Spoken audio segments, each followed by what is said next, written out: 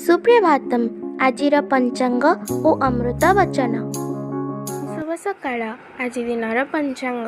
आज श्री श्वेतवराह कल्पर वैवस्वत मन्वंतर द्वितीयपरार्ध उत्तरायण ग्रीष्म ऋतु वैशाख मास कृष्ण पक्ष त्रयोदशी तिथि बुधवार शुक्लाब्द 5128 विक्रम संवत 2083 एप्रिल मासर 15 तारिख। आज दिनटी समस्तंक पई मंगलमय हेउ ईश्वरंक निकटरे विनम्र प्रार्थना।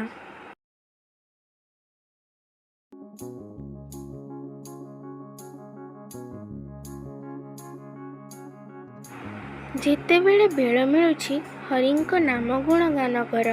प्रत्येक कर्म उठिलारू शोइला जाए सबु प्रभुंक प्रीत्यार्थ समर्पण कर आउ साधुसंग कर।